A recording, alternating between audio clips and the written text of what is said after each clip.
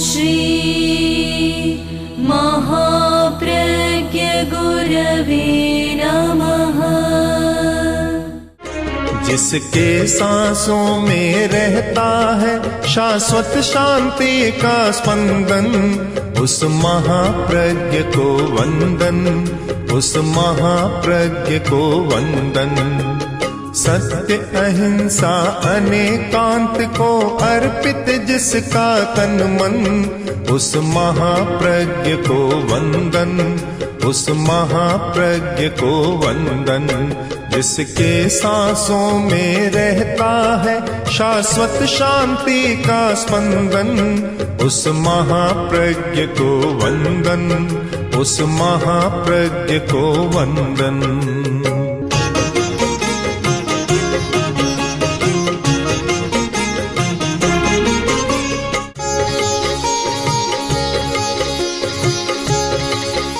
वह आदमी भाग्यशाली होता है जो सुख की नींद सोता है। सोना लोग मानते अच्छा नहीं है, पर सोना बहुत अच्छा है। नींद न आए तो आदमी पागल बन जाता है। नींद तो बहुत जरूरी है, सुख की नींद तो बहुत जरूरी है। यह दुख की नींद या सपनों की नींद अच्छी नहीं होती। गहरी नींद, सुख की नींद बहुत अच्छी होती है, पर वह किसी भाग्यशाली को ही मिलती है। हर आदमी को सुख की नींद नहीं मिलती। बड़ा कठिन काम है सुख की नींद सोना। कितनी बाधाएं होती है। जिस व्यक्ति का चित्त शांत नहीं है वह सुख की नींद नहीं सो सकता। जिस व्यक्ति का मन अशांत है वह सुख की नींद नहीं सो सकता। मन में क्लेश है वह नहीं सो सकता।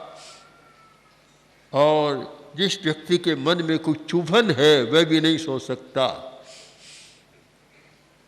जब महारानी ने राजा भोज को मूर्ख कह दिया, आओ मूर्ख, पूरी रात राजा ने नींद नहीं। इस उधेड़ बुन में रहा कि महारानी ने मुझे मूर्ख क्यों कहा। नींद नहीं आई बिल्कुल।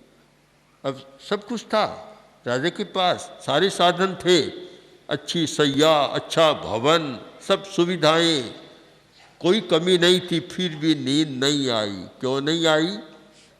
कि मन क्षुब्ध था, मन में आंदोलन था कि महारानी ने मुझे मूर्ख क्यों कहा।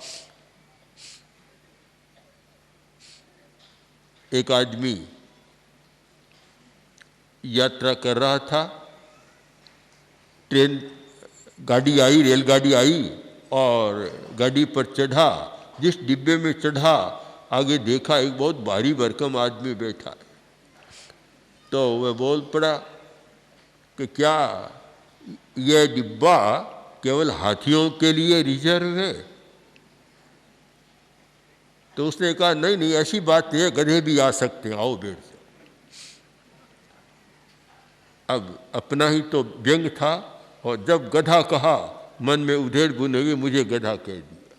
अब इस बात को लेकर और बड़ा अशांत हो गया कि मुझे गधा कह दिया, गधा बना दिया सबके सामने। अकेले में बनाए तो भी बात है, सबके सामने गधा बना दिया।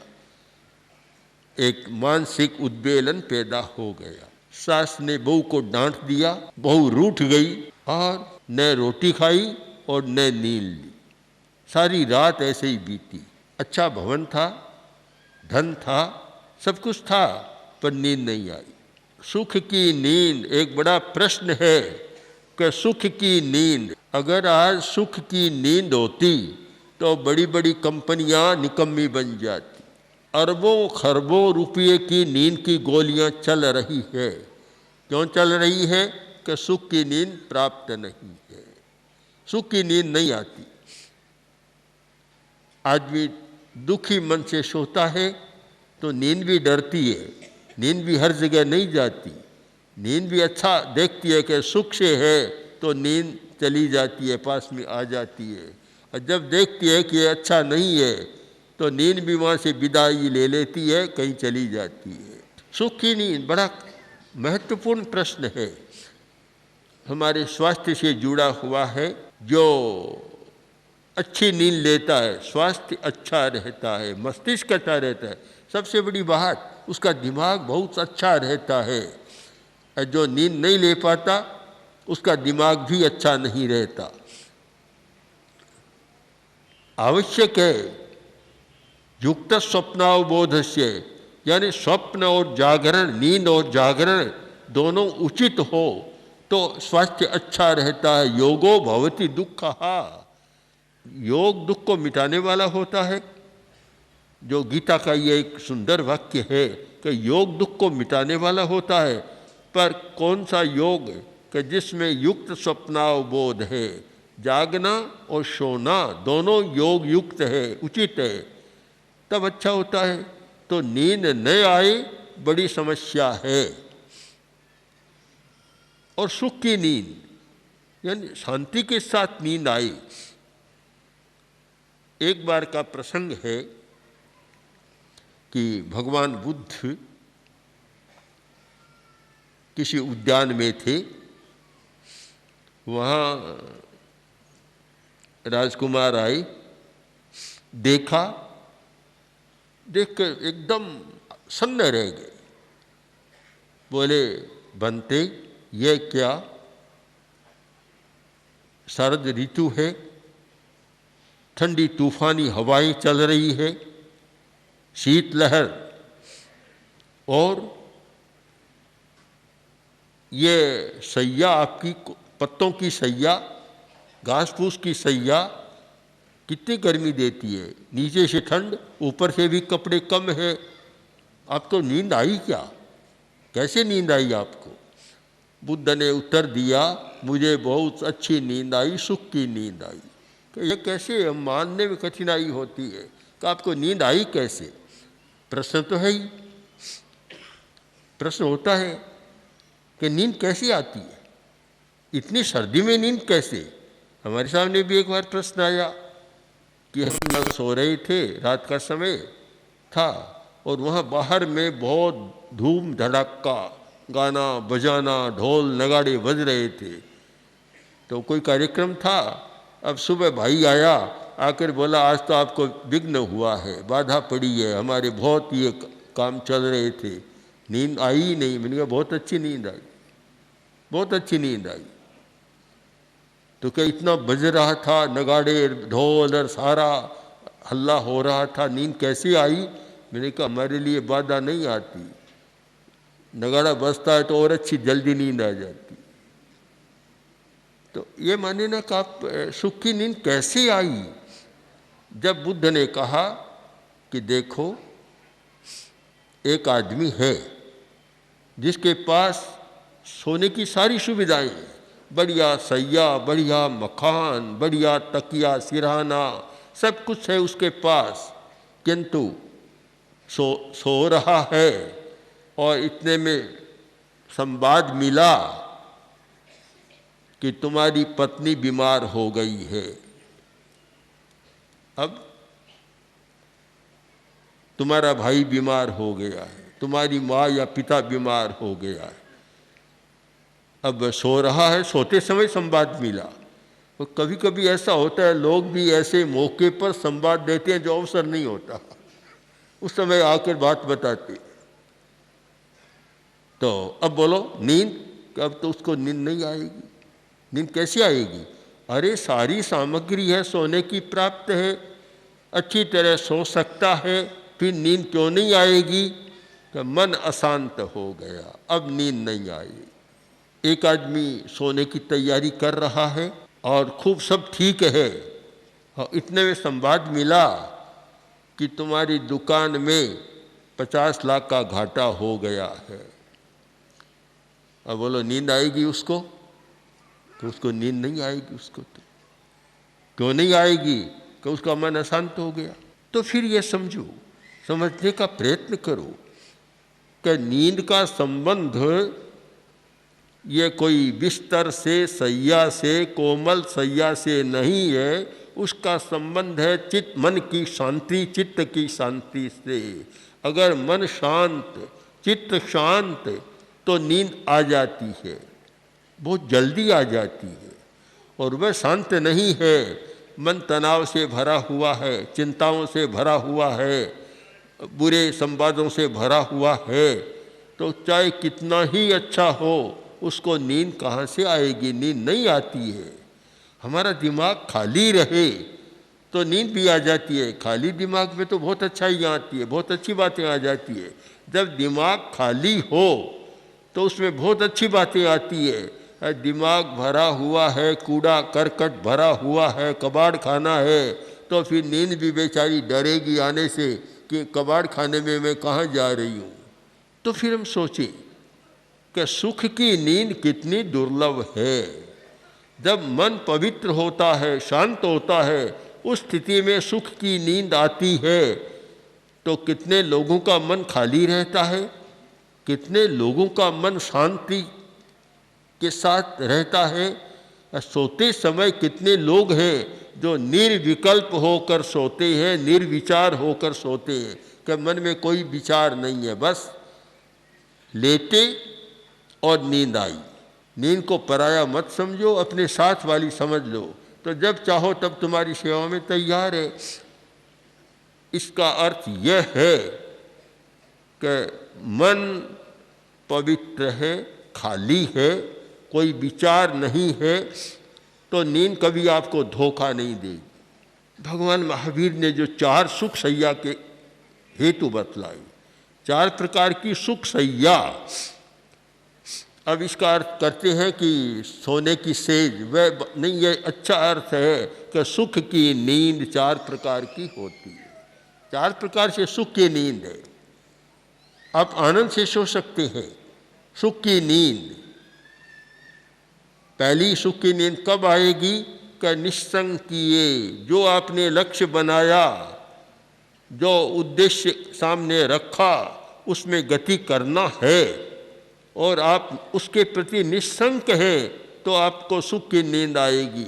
और उसके प्रति आपके मन में शंका है कि कर तो रहा हूँ पर यह काम अच्छा है या नहीं है, उससे मुझे क्या मिलेगा, आदि आदि विकल्पों के जाल में जब मन फंस जाता है तो आपकी नींद भी गायब हो जाती है। सुख की नींद नहीं होती।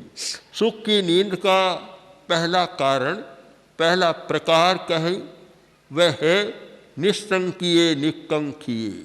निस्संक बनो। गुरु ने आदेश दिया कि जाओ और यह सांप भयंकर काला नाग है, इसको नापाओ। शिष्य गया और सांप को नापा, तरकीब कर ली, उतना बड़ा कोई कपड़ा कर लिया और यहाँ से यहाँ तक माप कर आ गया और बोला होगा कि मेरा सांप 4 फुट का, 5 फुट का, 4 फुट का है। गुरु ने देखा काम नहीं हुआ, मैं जो चाहता था वह काम तो हुआ नहीं। तो फिर गुरु ने कहा जाओ सांप के दांत गिनाओ। बड़ा कठिन काम था। वह तो दूर से माप तो हो गया, पर दांत गिने दूर से कैसे गिने जा सकते हैं? मुंह में हाथ डालना होगा। पर निस्संकिये, यह सुख की नींद का पहला साधन है। निस्संकिये कि गुरु के प्रति इतना विश्वास था, उनकी वाणी पर इतना भरोसा था कि मन में शंका नहीं, संदेह नहीं कि गुरु ने मुझे कैसा काम, मरने का काम सौंप दिया। ये प्रत्येक सामने मरना है। जब सांप का दांत गिनने का मतलब मरने की दिशा में जाना है, पर मन में कोई संदेह नहीं हुआ। ऐसा व्यक्ति सुख की नींद सो सकता है। गया और सांप के मुंह पर अंगुली डाली और सांप ने ऐसा डंक मारा, डसा, आ गई। आखिर बोले गुरुदेव सांप के दांत तो नहीं गिन सका, जैसे ही मैंने गिनने का प्रयत्न किया और उसने मुझे काट खाया। गुरु ने कहा काम हो गया, आ जाओ। गुरु ने सुला दिया, कंबल ओढ़ा दी। 1-आधा घंटा में जितनी बीमारी थी, शरीर से कीड़े निकले जो पूरी कंबल भर गई और दूसरी कंबल उठाई, स्वस्थ हो गया। गुरु ने कहा अब तुम बिल्कुल स्वस्थ हो, काम करो अपना जाओ। सुख की नींद सो सका। क्यों सो सका? कि जो सच्चाई है, सत्य है या गुरु का निर्देश है, वाणी है, उसके प्रति निस्संकिये निकंकिये। जो निस्संक होता है, यह संदेह नहीं करता कि ये कैसा है तो वह सुख की नींद सो सकता है। उदयपुर की बात है, बहुत सारी साध्वियाँ, उस समय की साध्वियाँ जो प्रारंभ में गुरुदेव के पास अध्ययन करती थी, जो अध्ययन करती थी, विजय श्री जी आदि आदि कई साध्वियाँ थी। उदयपुर के एक प्रिंसिपल कौल साहब बहुत बड़े अच्छे विद्वान आदमी थे और गुरुदेव के प्रति बड़ा अनुराग था, उन साध्वियों को पढ़ा रहे थे। तो उन्होंने, कौल साहब ने पूछा कि आपका आचार्य तुलसी के प्रति विश्वास है? बोले क्या इसमें आप पूछते हैं? पूरा विश्वास है, श्रद्धा है, पूरी है, और आचार्य आपको जो आदेश दे आप उसे श्रद्धा से स्वीकार कर लोगी कि बिल्कुल कर लेंगे। पूरी बात पक्की हो गई। तब कौल साहब ने कहा आचार्य तुलसी आपको आदेश दे कि कुएं में उतर जाओ, तो बोली ऐसा आदेश देंगे नहीं। कौल साहब ने कहा फेल हो गया। देंगे नहीं देंगे ये आपका विषय नहीं है, ये तो गुरु का विषय है कि दूं या नहीं दूं। अमुक विषय का आदेश दो, देना न देना ये तो गुरु का काम है। आपका उत्तर तो ये होना चाहिए था कि अगर आदेश देंगे कुएं में उतर जाओ तो हम उतर जाएंगी। अब फेल हो गया। विश्वास होना बड़ा कठिन है, बहुत मुश्किल है। शब्दों से भले ही ऐसे बता दे, पर वास्तव में विश्वास बहुत कठिन बात है। जो निस्संक होता है गुरु की वाणी के प्रति, सत्य के प्रति, जिसका समर्पण होता है, वह सुख की नींद सोता है, उसे कोई चिंता नहीं होती। हमने कोई काम किया, गुरु ने कहा ये काम कल हमने किया, अब कोई दूसरे लोग आकर कहते हैं ये तो अच्छा नहीं हुआ, हम उस बारे में चिंता नहीं करते थे, सोचते भी नहीं थे कि जो कहा वह काम कर दिया। अब अच्छा है या नहीं उसकी चिंता गुरु करे, मैं क्यों करूं इसकी चिंता? निर्देश किसने दिया था? मैंने दिया या गुरु ने दिया? किसने दिया? निर्देश देने वाला जाने कि अच्छा है या बुरा। हमारा काम था, कर दिया हमने, तो सुख की नींद। और यह मन में विकल्प हो जाए कि यह काम मैंने कर तो दिया, कैसे होगा, अच्छा हुआ या नहीं हुआ, यह हुआ वह हुआ, तो फिर सुख की नींद गायब, फिर तो दुख की नींद आएगी। पहली बात सुख सैया, पहली सुख सैया कि निस्तंकिये निकंकिये। दूसरी सुख सैया, कोई व्यक्ति या कोई मुनि, कोई भी पदार्थ के प्रति सतृष्ण नहीं होता, सतृष्ण नहीं है, आकांक्षा नहीं रहती, यानी संतोष की कमी है, संतुष्ट नहीं होता, तो हमेशा वह अच्छा है, उसकी चीज़ अच्छी है, मुझे वह मिल जाए, वह मिल जाए, वह भोजन मिल जाए, वह कमरा मिल जाए, वह मकान मिल जाए, वह कपड़ा मिल जाए, वह वस्तु मिल जाए, आदि आदि, वह ऐसा चश्मा मिल जाए। संतुष्ट नहीं होता, वह दुख की नींद सोता है। जो संतुष्ट होता है और जिसने आकांक्षा पर अपना नियंत्रण कर लिया, प्यास नहीं है कि यह मिले, जो भी मिला उससे संतुष्ट है, वह आकांक्षा नहीं रहती मुझे ये मिलना चाहिए, वह व्यक्ति सुख की नींद सो सकता है। तृष्णा तो रहती है, हर व्यक्ति में एक लालसा होती है, और यह लालसा एक प्रकार से बचपन की बात है, बच्चे में तो होती है, पर बड़ा होने के बाद तो उस पर एक नियंत्रण होने की बात होनी चाहिए, एक समझ आनी चाहिए। किसी ने पूछा एक बच्चे से कि तुम माँ का कहना मानते हो या नहीं मानते? शायद अध्यापक ने पूछा होगा कि माँ का कहना मानते हो या नहीं मानते? वह बोला मास्टर साहब, माँ का कहना में तो 16 आना नहीं, 16.25 आना या 100 आना मानता हूँ, पूरी बात मानता हूँ, आधी बात नहीं मानता। पक्की बात है, पक्की मैं आपको बता दूँ, एक दिन की बात बता दूँ। बोलो क्या बात है? एक दिन माँ ने मुझे कहा था कि देखो मिठाई पड़ी है, आधी से ज़्यादा मत खाना। माँ का तो आदेश इतना ही था, मैं तो 100% मानता हूँ, मैं पूरी मिठाई खा। अब आप क्या पूछते हैं, माँ की बात मानता है या नहीं मानता? मैं तो जो कहती है उससे ज़्यादा मानता हूँ। आधी खा लेना ही नहीं माना, पूरी खा लेना मान्य हो गया। तो बचपन में तो ऐसी बात हो सकती है, पर एक समझदार व्यक्ति होने के बाद कि आकांक्षा कम हो, वस्तु की चाह कम हो।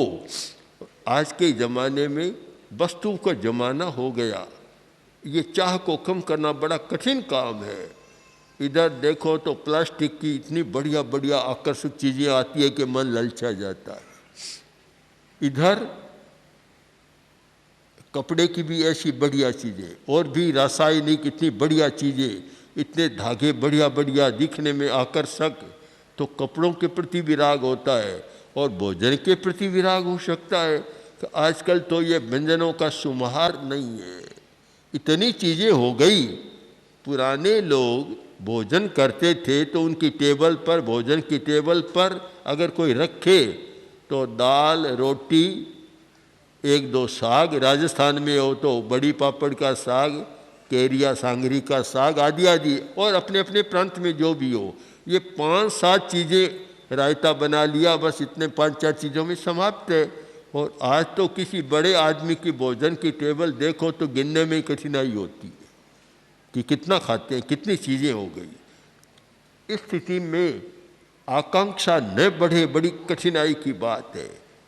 और नई नई चीज़ें हम तो कभी कभी हमारे मुनि जी गोची लाते हैं, देखते हैं, तो मुझे पूछना पड़ता है इसका नाम क्या है, ये चीज़ क्या है, क्या है, कब से बनी। कुछ चीज़ें तो यहीं आकर देखी मैंने, आई तो बाहर से होगी या कहाँ से, पर अलग अलग प्रकार की है, नाम भी नहीं जानते, आकार थोड़ा देख लिया अब जानते हैं क्या क्या डाला जाता है।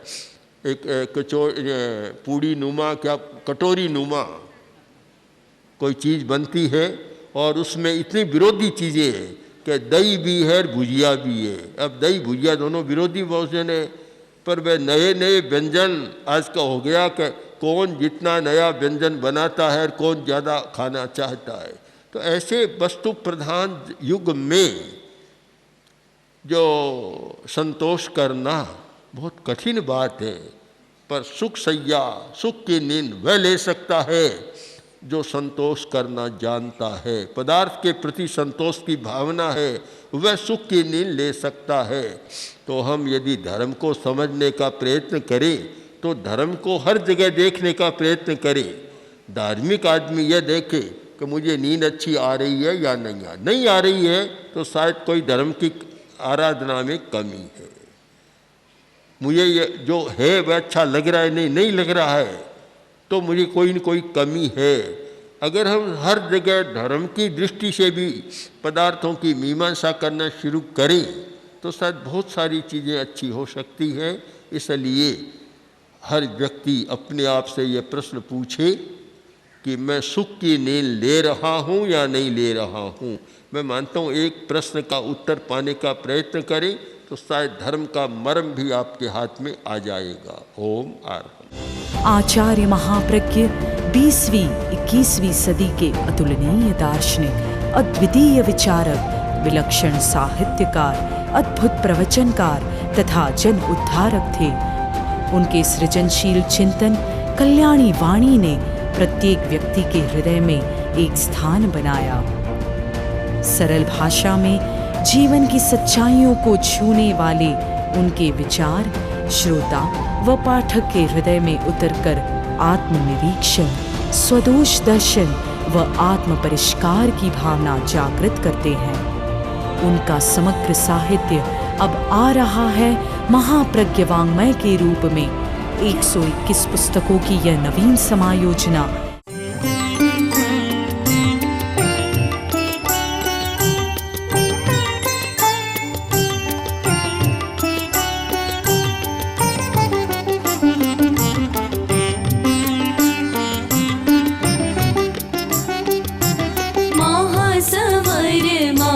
प्रज्ञ गुरुवै अर्घ्य आस्था काय चढ़ाए, अमल ध्यानी विशद ज्ञानी, अमर है तेरी ऋचाए। महासमर महाप्रज्ञ गुरुवै अर्घ्य आस्था काय चढ़ाए।